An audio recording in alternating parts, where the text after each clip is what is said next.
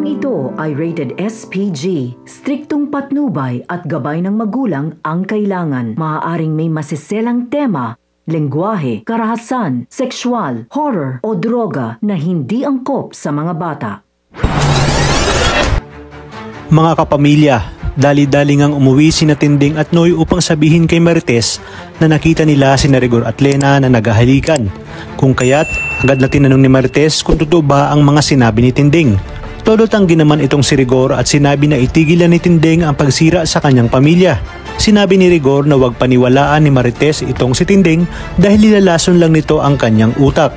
Kaya naman agad na bumaba si Tinding upang ireklamo sina Lena at Rigor. Todo pigil naman itong si Rigor dahil sa takot ito na baka malaman ng buong presinto ang tungkol sa kanila ni Lena. At pag nagkataon ay baka madungisan ang kanyang pangalan na matagal niya nang pinoprotektahan. Alam kasi natin na walang ibang mahalaga kay Rigor kundi ang kanyang reputasyon. Tila nakakaramdam na rin si Lena na bulong-bulungan siya sa kanilang lugar na siya ay kabit ni Rigor. Kung kaya't di kalaunan ay makakarating ito sa mga Marites ng Quiapo sa pangunguna nga ni Roda. Sa kabilang banda, hangang-hanga naman si Balatukan sa ipinakitang galing ni Tanggol matapos nga nitong basagin ang mukha ng tropa ni Bong.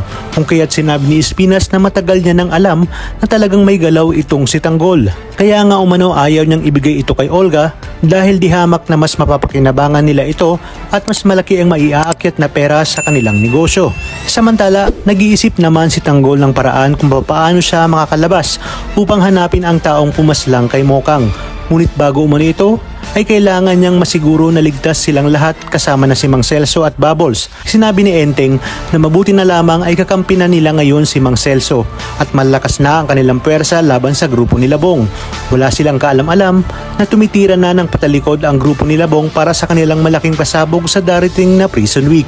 Talagang kapanapanabik ang mga susunod na tagpo sa teleseryeng ito. Kaya naman sabay-sabay natin itong pakaabangan. At kung bago ka pa lamang sa akin channel, ay sana'y huwag kalimutang mag-like at subscribe. Pindutin ang notification bell para updated kayo palagi. Maraming salamat sa inyong panonood at hanggang sa muli, kapamilya.